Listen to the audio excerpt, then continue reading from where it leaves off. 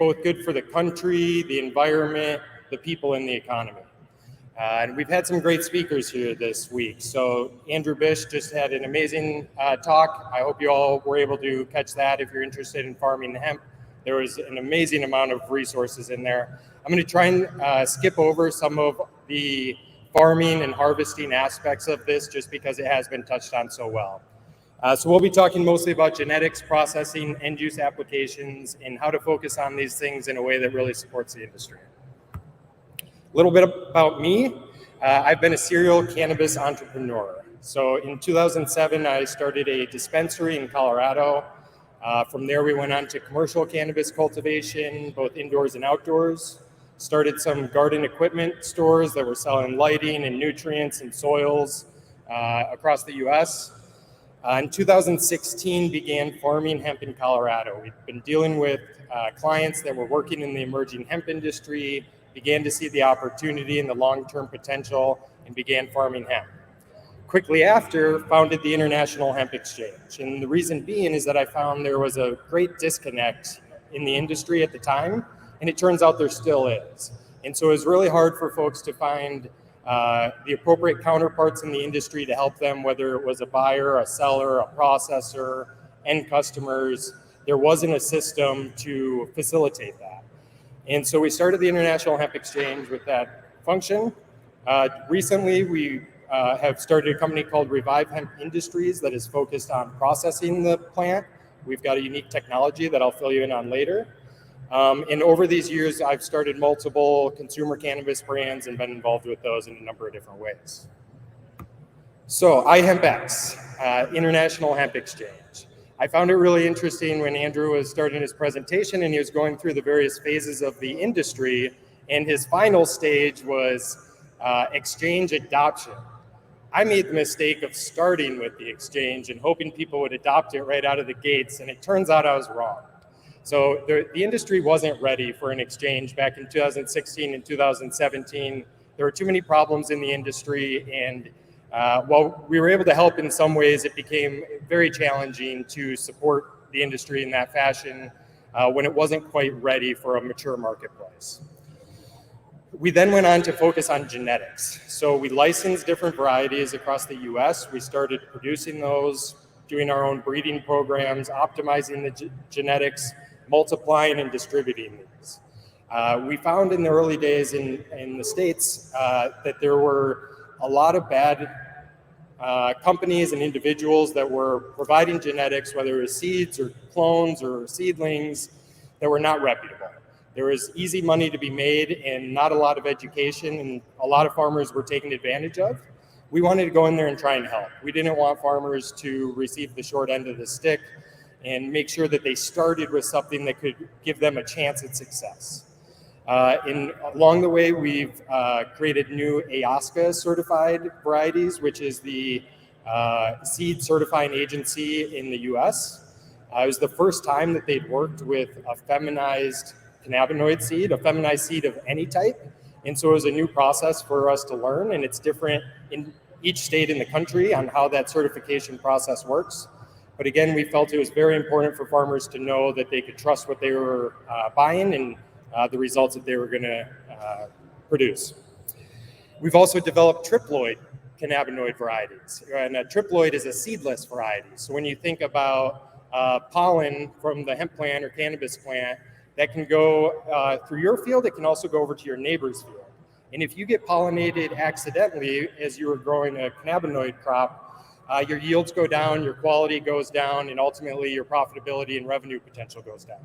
And so seedless varieties are a way to help protect your yield, the integrity of that crop, protect your investment, and also prevent from pollinating your neighbors if you end up producing pollen. And now we're in the process of compiling one of the largest catalogs of cannabinoid and industrial varieties in the world. So we've been working with a number of companies, both domestically and around the world, to create a one-stop shop for farmers to purchase genetics and talk to a company that has experience amongst all these different varieties and can give kind of a neutral response based on what this farmer is trying to do, where they're trying to do it, and ultimately what that product is going into. All these things are going to contribute to what genetics are going to make the most sense. And often, in these early stages, you're wanting to source varieties from multiple different breeders. So a centralized catalog, centralized distribution point is very helpful for farmers as they're looking for varieties. Additionally, I cruised over that we were the first licensed and bonded hemp broker in the United States after legalization in 2014, which is just another example of us trying to do things the right way and do right by farmers. These are some photos of some of our production facilities. This is a greenhouse up in Oregon where we were doing seed production. So you can see the tall plants that are sitting above the canopy there. Those are going to be the pollen donors. Those are the plants that are producing the pollen. The other plants that have the more mature flowers on them are the females that are receiving the pollen to produce the seed. There's some unique processes that can go into creating a feminized seed rather than a conventional seed, where you might find 30 to 40% male plants in the population. Through a feminization process, you can get that number up to 99.99% feminized. That means 1 out of 4,000 plants won't be female, and sometimes it's a male, sometimes it's more of a hermaphrodite, but it makes the farmer's job a lot easier to go through, remove these plants from the field, ensure that they're not getting pollinated and producing the highest quality crop possible. These are some of the seeds that we produced up in that greenhouse from that same crop. We've also taken these seeds and done some really large germination programs, propagation programs. So between 2019 and 2021, I think we've shipped about 12 million seedlings around the United States from centralized facilities located in different parts of the country. We partnered with some of the largest greenhouse producers in the country to accomplish this. We didn't try and create this from scratch. We utilized existing infrastructure, existing knowledge, brought our expertise and our varieties to the table, and we're able to partner to create a really amazing opportunity that was able to have a big impact for farmers in a short amount of time.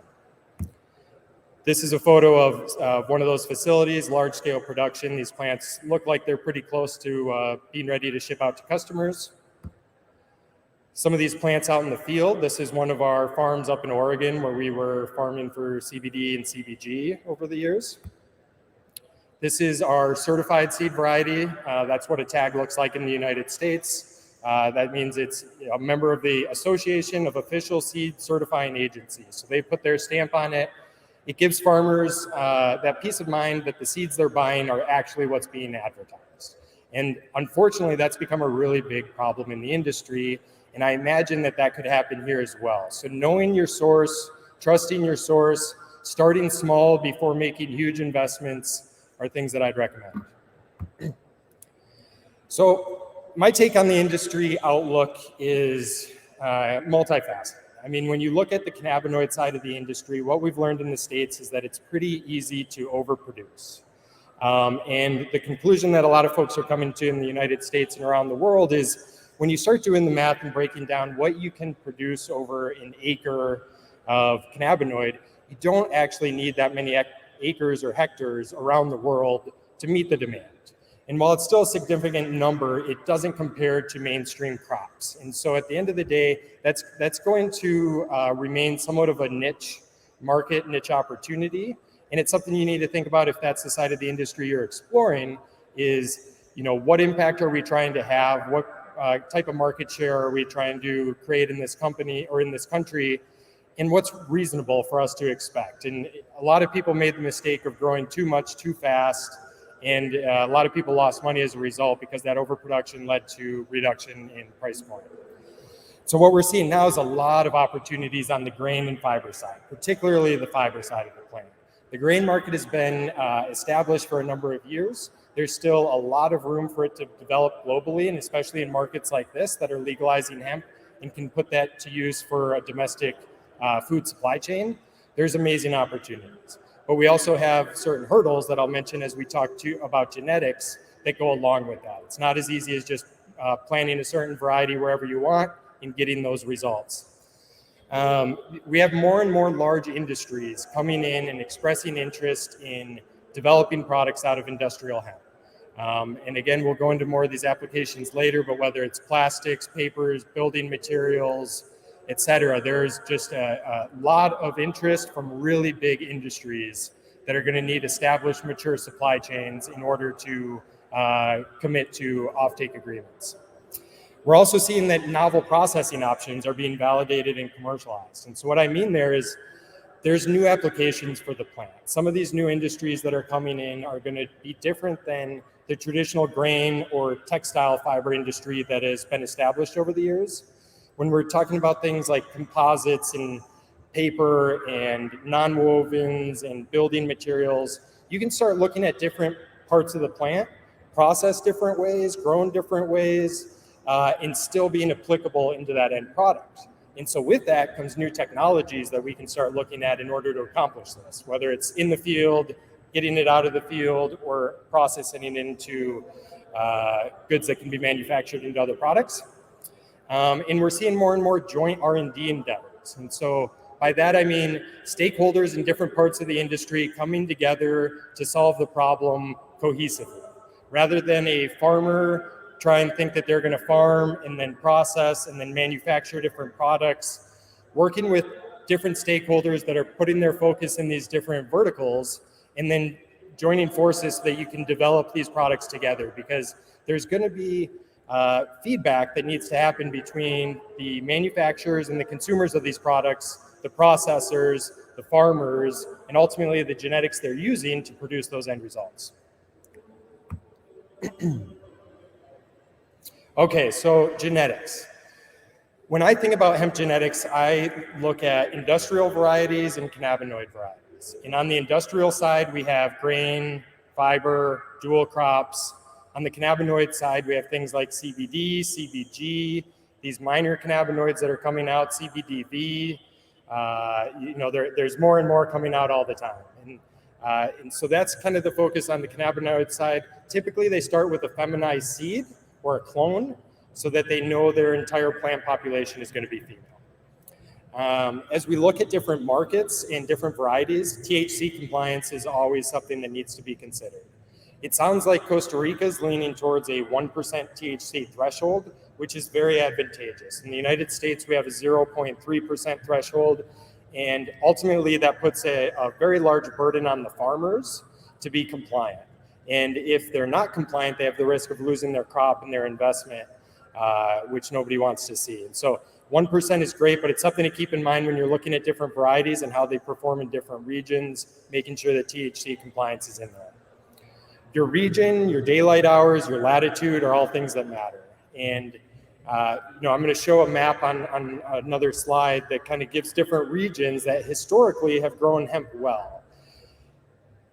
Right now, equatorial regions aren't necessarily on that map, but that doesn't mean that it's not going to work. It just means that historically has not been where hemp grain and fiber has been grown. And so a lot of the varieties that are traditionally used for grain and fiber aren't going to perform that well here. That said, we're seeing anomalies. And so Andrew Bish showed some large plants in Texas, and he also showed some very small plants in Texas.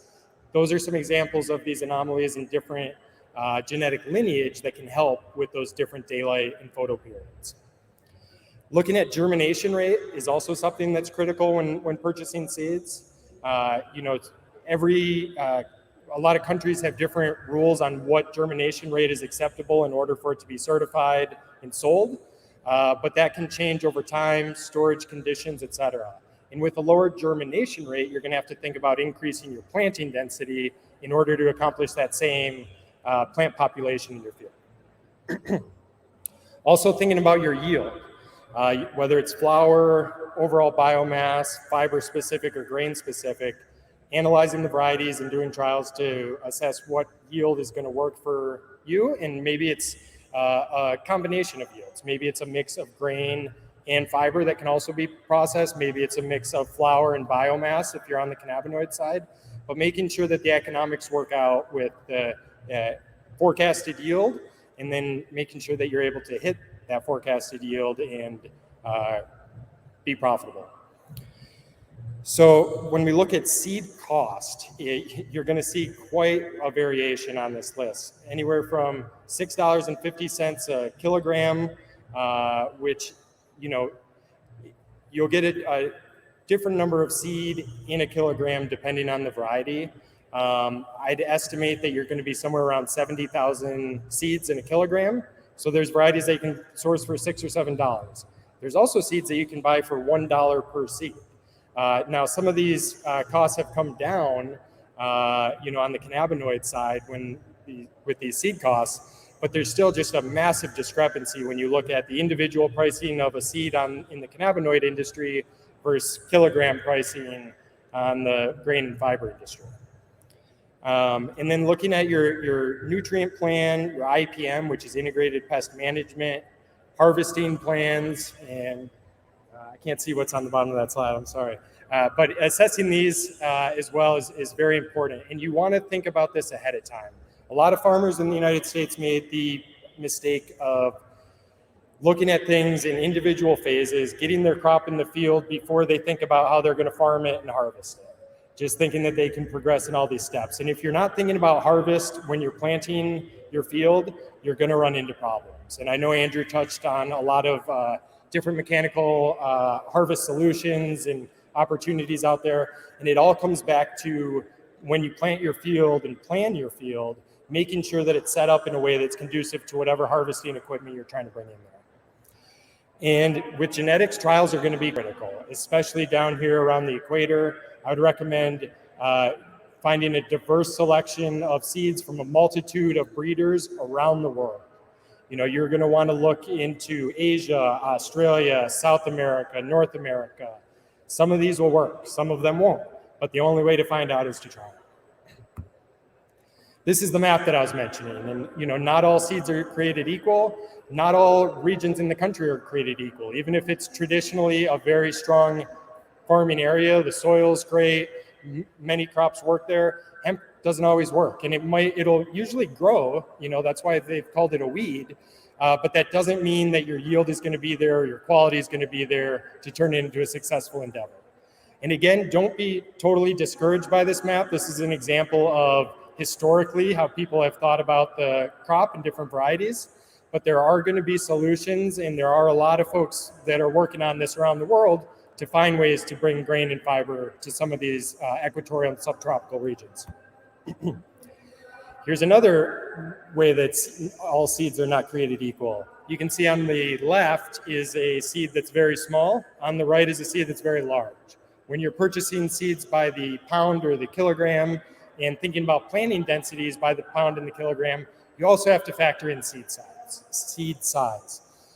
So a lot of folks will have recommendations based on whether you're planting for grain or fiber or dual crop, but you do have to double check that math, make sure that it pencils out, look at the overall plant population that you're going for per acre, per hectare, and make sure that it works backwards into the math of seeds per kilogram and also germination rate.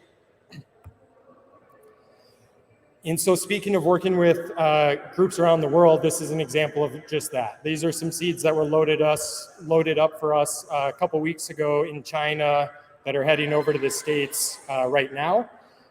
We also are working with seeds from Australia, Canada, Europe, and then domestically as well. And so keep an open mind. You might find varieties here locally, but you might have to think outside the box and look globally to find the right solutions here locally. Here's a great example in South Texas, where a lot of us thought hemp was not going to grow very well because it's got short days, similar to here. And our own Rusty Peterson up here in the front row is in this photo with these plants that were grown in South Texas that got very tall.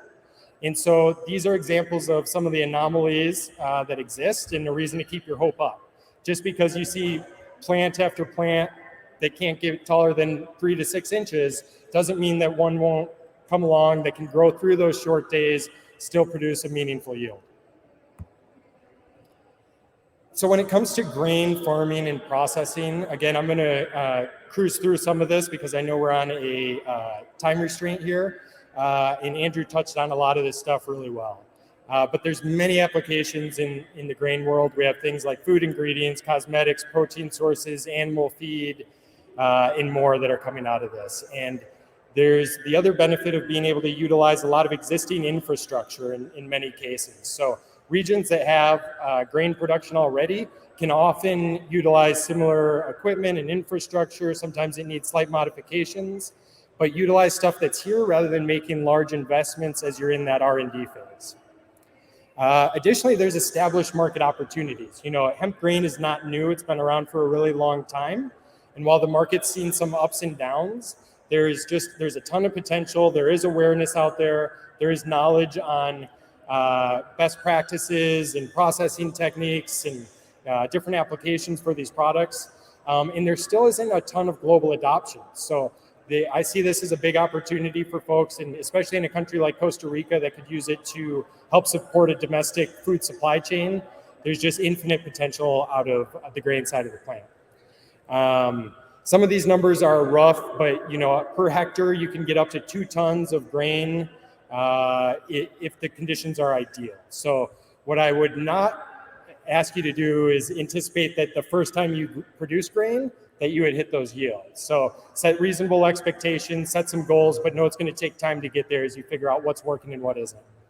And again, there's a lot of variation in seed pricing, and I see here that I did not adjust my pricing to my kilogram adjustment. So you're seeing anywhere from about 75 cents to I think $1.50, $2 per kilo. Anywhere from 50 cents to $1 per pound here in the US. On the fiber side, this is where we're seeing a lot of exciting momentum build right now. A lot of interest in mainstream industries, automotive, composites, construction, that could have some really large impacts both in the US and around the world. And so we're looking at technologies right now that have traditionally been from Europe, Asia, some from North America. But again, a lot of these have been technologies that have been around for a fair amount of time. And it's when we were thinking about the plant really as grain opportunities and long fiber textile opportunities. As we see a lot of these new emerging industries come in, we can think about the plant and the processing a little bit different. And we're seeing folks do that in the States. Andrew being one of them. We're working with a group doing things a little bit differently. And there's a number of others doing the same, because now that you're going into taking hurd and putting that into different applications, taking short fibers, putting those into different applications, it's a lot different than when we were trying to produce really long, really fine, silky, technical textile fibers. And so it's really opened some doors to unique processing opportunities.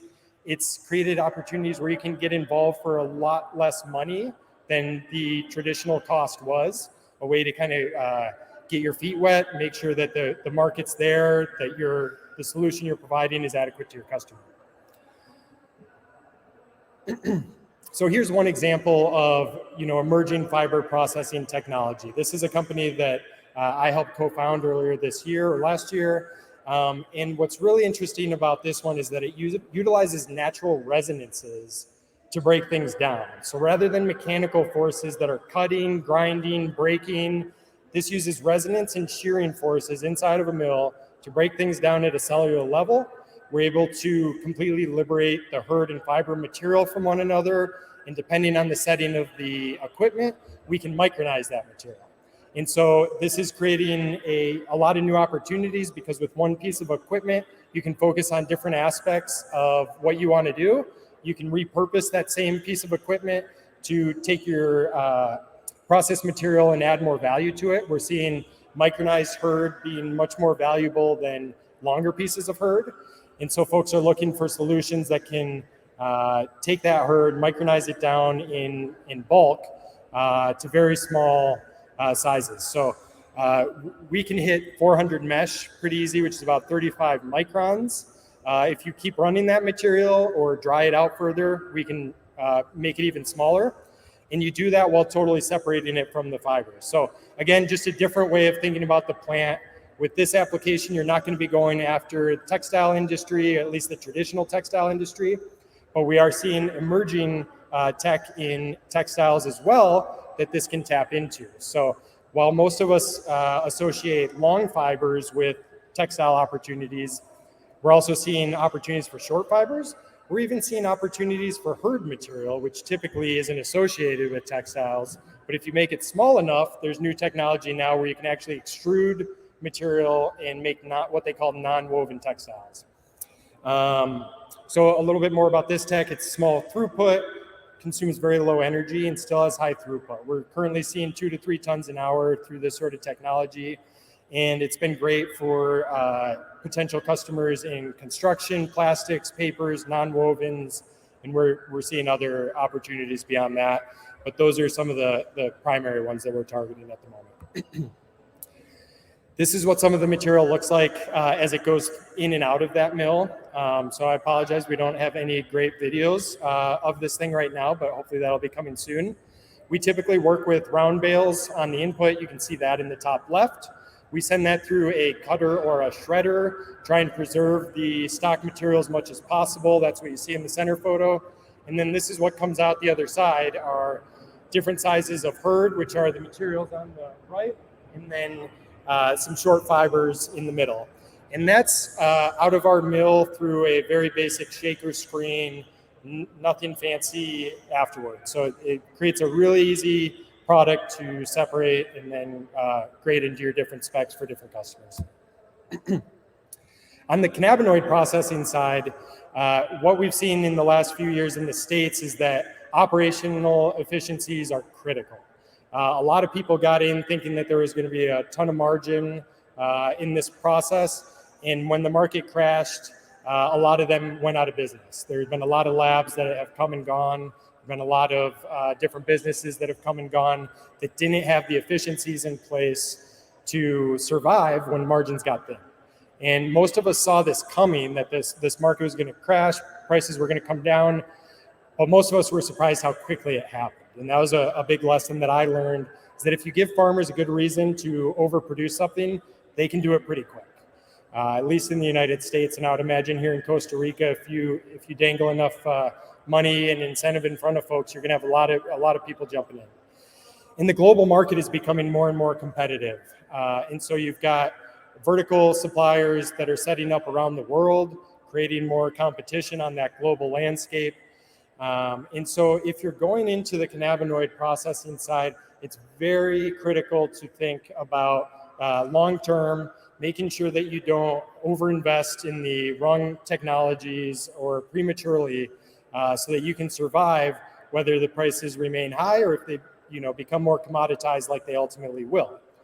And so now in the States, we're seeing businesses that have been around for a while that are trying to optimize their situation to remain more competitive. And you're still seeing some new entrants come in, setting up with different business models to compete in this market, even though it's crowded. But what we're seeing is folks focus on efficiencies, cost, and new technologies that can make it more efficient to take this at scale. And so an example of this is solventless, continuous, scalable systems that we're starting to see become more popular. This is starting to check multiple boxes that are appealing for growers and consumers. One, it's solventless. So, instead of using ethanol or butane or CO2 or other solvents that are commonly used, there's ways to remove the cannabinoids from the plant without these solvents, or using solvents like water, even though that isn't traditionally considered a solvent. And then continuous systems. So the traditional extraction system, you're going through and you're doing batches. You're loading a cylinder or an extraction vessel. You're doing your process, and then you're removing that material out of there and you're reloading it. Now we're starting to see technology come online where you can have a continuous feed in, the material comes out the other side, the oil comes out over here, and it doesn't have to turn off. And this is allowing some producers to create some really cost-competitive, high-quality extraction products. So it's another example of trying to think ahead, be ahead of the curve, and think efficiently, because ultimately this crop is not going to be trading for the high numbers that it does in the early days, and having a model that can compete in the long run is going to be critical. This is a photo that was well lit up with some different colors of that solventless system that I was talking about. This has been a partner company of ours for the last couple of years, and they're finally bringing these systems online. Again, if you want any more information on that, you can contact me afterwards and I'd be happy to put you in touch with this group. They've got small systems for several pounds a day or THC producers. They also have really large systems that can do 5,000 to 10,000 pounds a day, and then multiple units in between. So these things are scalable and then can cut your costs at the same time. And so as you're thinking about genetics, and I know I glossed over farming and harvesting because it's already been talked about, you get it out of the field, you process it, what do you do with it?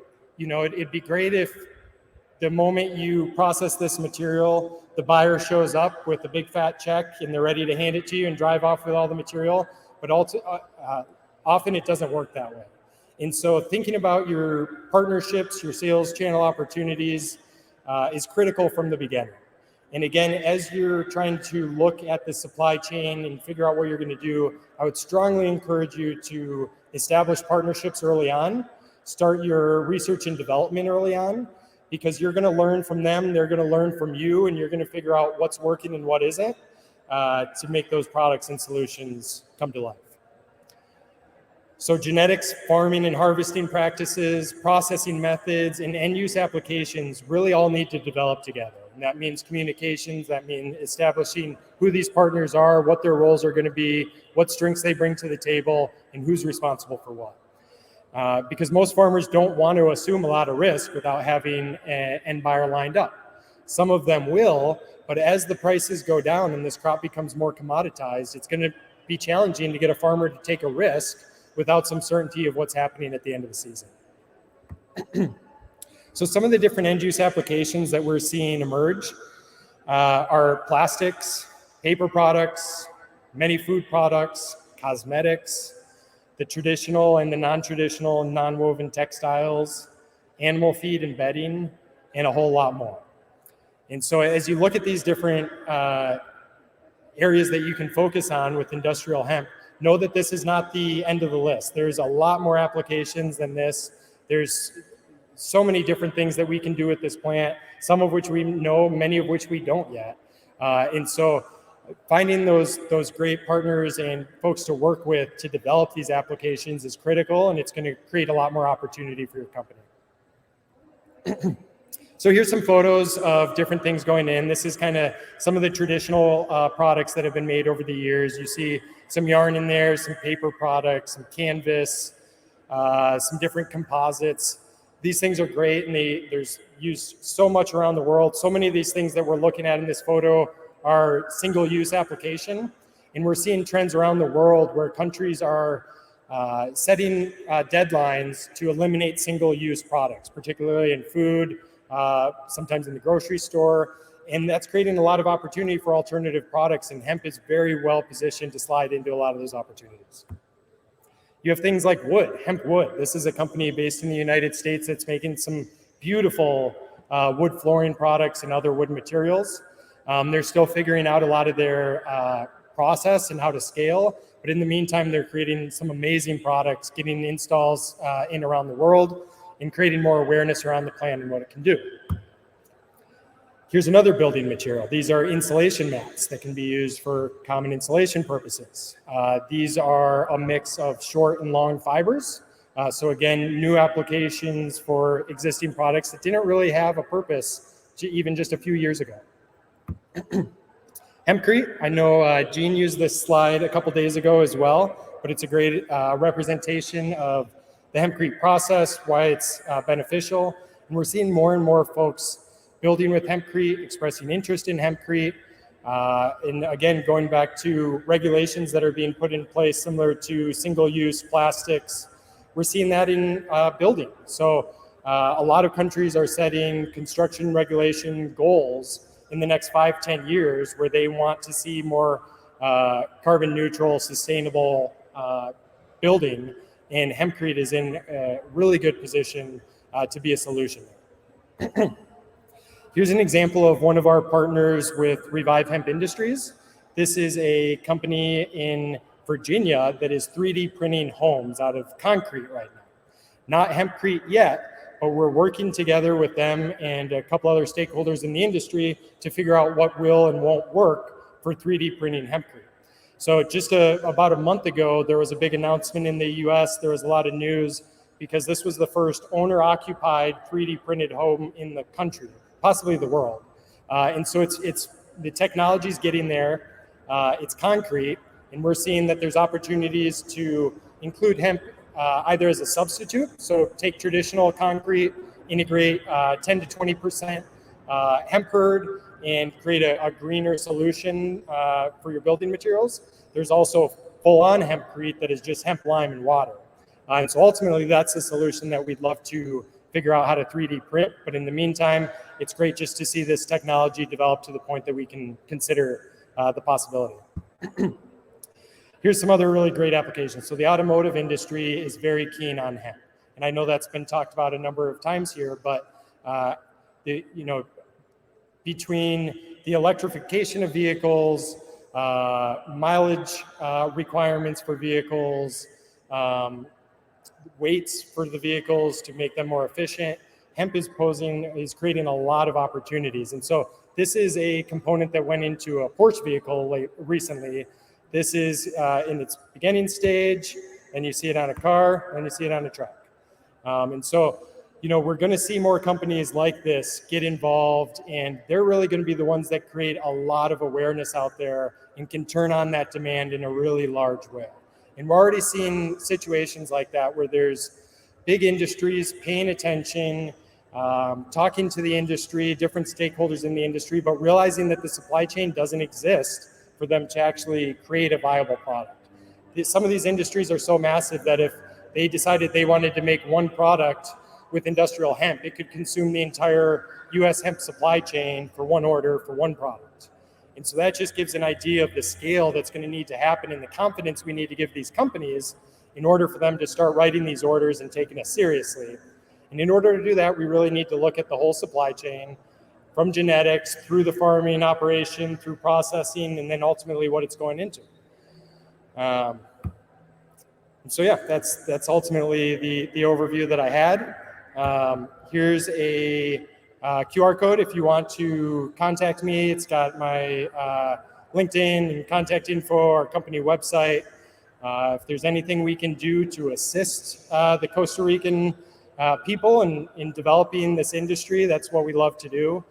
We love helping find genetics, figure out where they need to come from, how to get them to the country, what regulations need to happen in the interim. If we can help with genetics, don't hesitate to reach out. If we can help advise on processing, on end-use applications, feel free to use us as a resource.